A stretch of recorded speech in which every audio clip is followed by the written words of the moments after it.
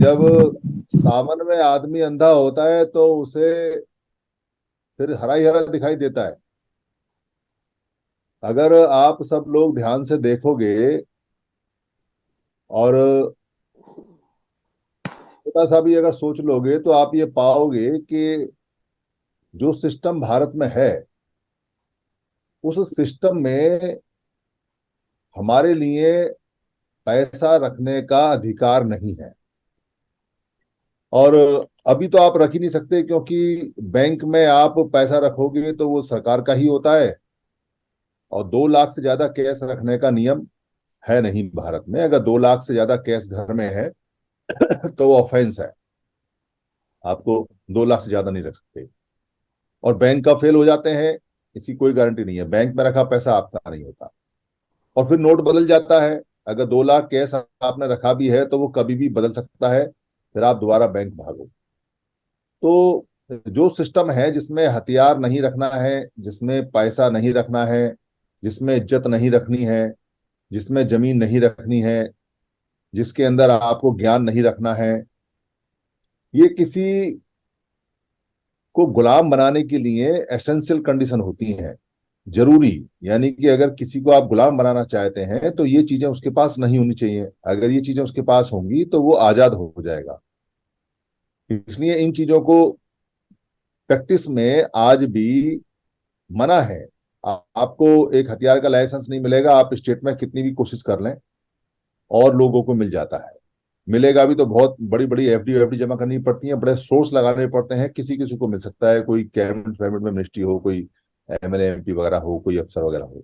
बाकी जनता को नहीं मिलता। और आपको व्यापार नहीं चल सकता आपका, क्योंकि व्यापार कास्ट के बेसिस पर चलता है। आपके व्यापार है ही नहीं, और है तो वो चलते रहेंगे। और जो पैसा रखने का है वो मैंने आपको बता दिया है। इकोनॉमी में जो शेयर हमें मिलता है, वो शेयर कैसा मिलता है, थोड़ा ध्यान दो आप।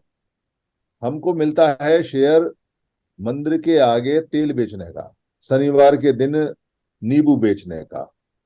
हमको मिलता है शेयर शादी ब्याह में गेट के बाहर खड़े होके आधा टुकड़ा और झूठन जो मिलती है वो हमारी औरत और हमारे आदमी इकट्ठे करते हैं, वो इकोनॉमी शेयर मिलता है वहाँ।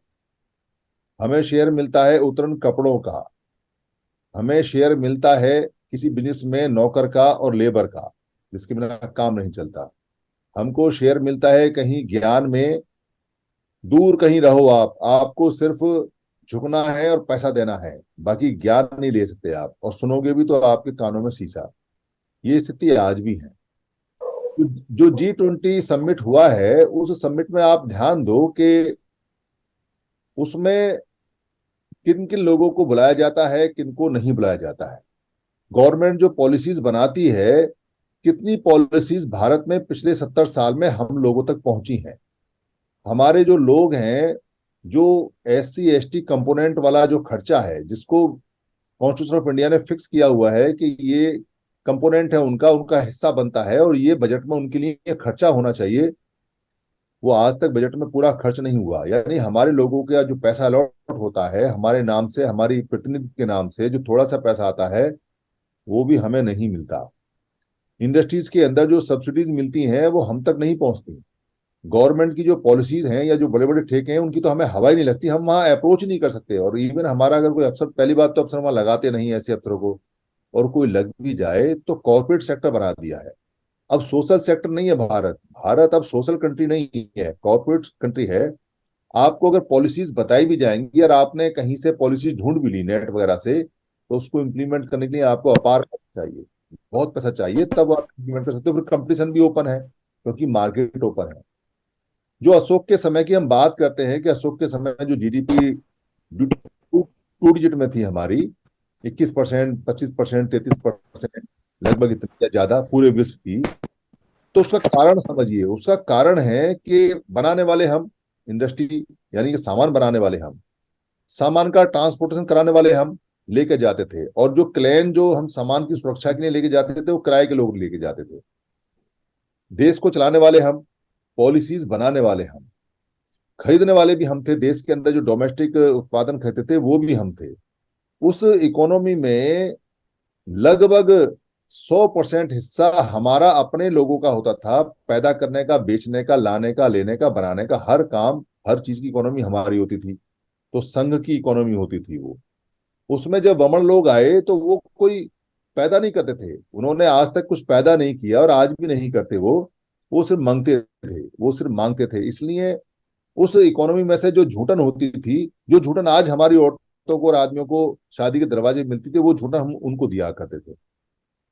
इसलिए समय कैसे बदलता है, इकोनॉमी कैसे बदलती है और इकोनॉमी कैसे आ सकती है और कैसे हम ग्लोबल जो पॉलिसी है उनका फायदा ले सकते हैं, ये इस पर डिपेंड नहीं करता कि आपका इन्वेस्टमेंट कितना है, आपका पैसा कितना है, आपका ज्ञान कितना है, आपकी जानकारी कितनी है, आपको पॉलिसीज का पता है या नहीं पता है, आपने पॉलिसी बनाई नहीं बनाई। ये इस बात पर डिपेंड करता है कि आपका जो सिस्टम है वो विद इन आपके अंदर चल रहा है या नहीं, यानी your system with in your. आपका सिस्टम आपके अंदर होना चाहिए। आप ही परचेजर हो और आप ही सेलर हो और आप ही मैन्युफैक्चरर हो, आप ही एक्सपोर्टर हो और आप ही इंपोर्टर हो, तो जीत सकते हो आप। और इसके लिए आपको पहले इकट्ठा होना पड़ेगा।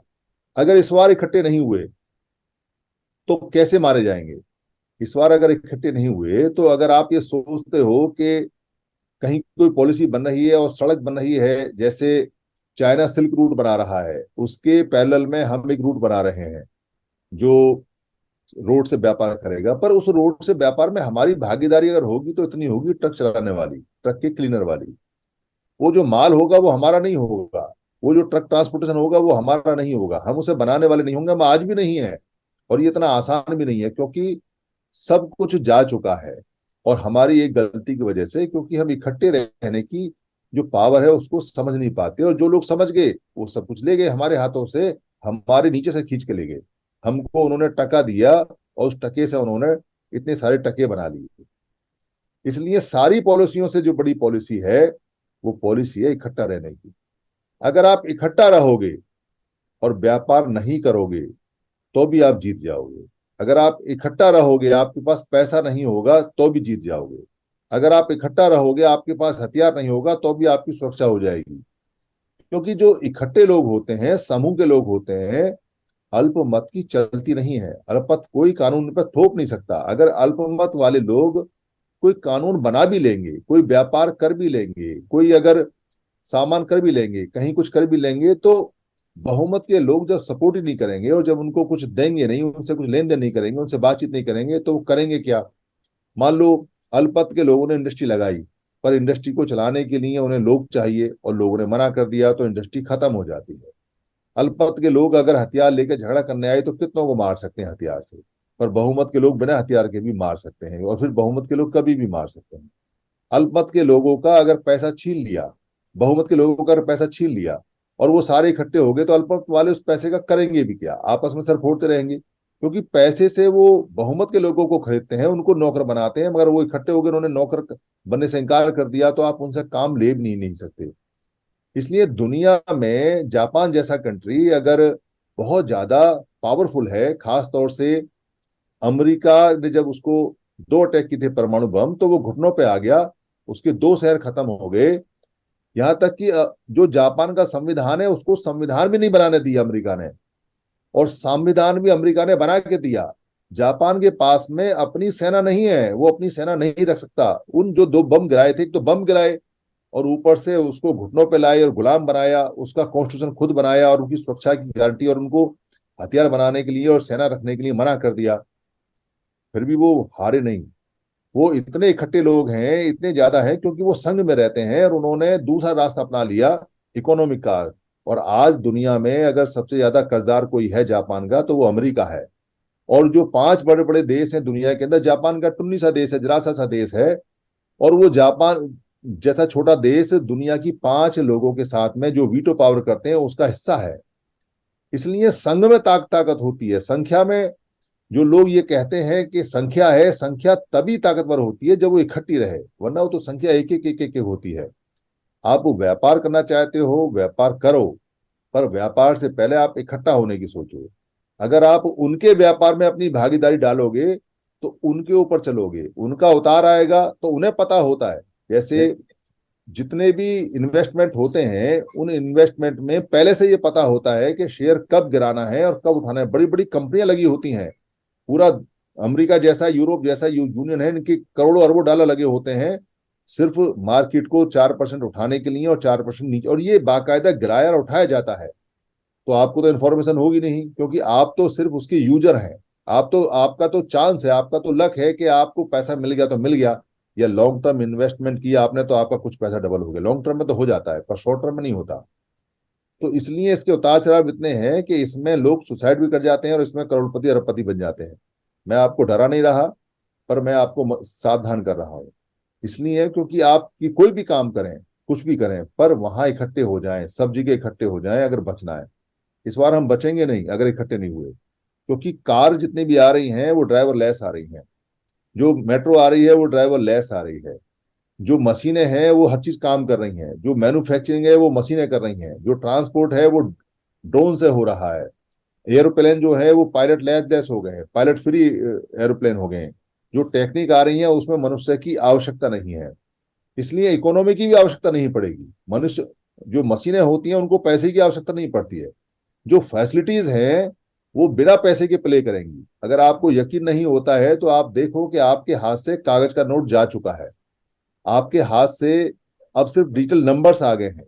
आप मोबाइल से डिजिटल नंबर्स को ट्रांसफर करते हो और आपको वस्तुएं मिल जाती हैं, पर आपका नेट बंद हो गया, आपका सिस्टम फेल हो गया, या आपको हैक कर लिया, या आपका डिजिटल जो बटुआ है, जो डिजिटल पैसा ट्रांसफर करते हैं, वो खत्म हो गया, तो आप कैसे करोगे? आप क्लेम नहीं कर सकते कि आपका पैसा है, आप कह नहीं सकते कि आपका पैसा है। आपका पैसा नंबर में चेंज हो चुका है, आपकी मेहनत नंबर में चेंज हो गई है, और फ्रॉड होने से ये बहुत तेजी से ट्रांसफर हो जाती है। पहले तो आदमी जब लूटता था तो सोना चांदी लूटता था, कुछ वजन होता था उसके अंदर, घर से सामान लूटता था, वजन होता था। फिर वो सिक्के आ गए तो सिक्के लूट कर जाता था तो उसमें वजन होता था। फिर ये कागज के नोट आ गए, अब कागज के नोट भी खत्म कर दिए हैं। ये स्थितियां साधारण स्थितियां नहीं है, समण लोगों को, गरीब लोगों को, छोटे लोगों के लिए ये सब अपोजिट स्थितियां हैं। पर ये अपोजिट स्थितियां सारी की सारी हमारे फेवर में हो सकती हैं, सिर्फ एक चीज से, और वो मंत्र है इकट्ठे होने का। अगर हम इकट्ठे नहीं हुए तो हम मारे जाएंगे। और इकट्ठे होने में कोई दिक्कत नहीं है, सिवाय इसके कि जो छोटे छोटे संगठन हैं और जो हमारे ही लोग हैं, उनको समझ ही नहीं है। उनको बिल्कुल भी समझ नहीं है। वो 60 साल और 70 साल और 50 50 साल पुराने जो संगठन चला रहे हैं, उनको पता ही नहीं है कि खतरा कितना सर पे खड़ा हो चुका है। उनको, उनकी कट गई है, उनका बुद्धि इतनी काम नहीं करती, वो थक गए हैं। उनको लगता है कि जो उन्होंने किया है वो बहुत बढ़िया है, और जो बाकी लोग सोच रहे हैं वो तो बेकार की बात है। पर ज्यादा समय नहीं लगेगा, मुश्किल से 20 साल और 30 साल, 20 30 साल में सब ठंडा हो जाएगा, अगर इकट्ठे नहीं हुए। और इकट्ठे हो गए तो बहुत मौज आने वाली है, क्योंकि इकट्ठे लोग अपने हिसाब से किसी भी अधिकार को बदल सकते हैं, संविधान को बदल सकते हैं, नियम को बदल सकते हैं। और जहां मेजोरिटी होती है वहीं संविधान आरंभ होता है। इसलिए थोड़ा इस बात पे ध्यान रखो और अपना अपना पैसा जमा कराओ। 11 फरवरी का अभी तक आप लोगों ने खर्चा जमा नहीं कराया है। यहाँ जितने स्पोक हैं सबको पता है कि हम अपना खर्चा अपने आप देते हैं, और हमारी जो संगतियां हैं ये लोगों में खून बढ़ाती हैं। इसलिए 11 संगति का, जो 11 फरवरी की संगति है उसका पैसा अभी तक जमा नहीं हुआ, तो ये सेमफुल बात है, ये शर्मनाक बात है।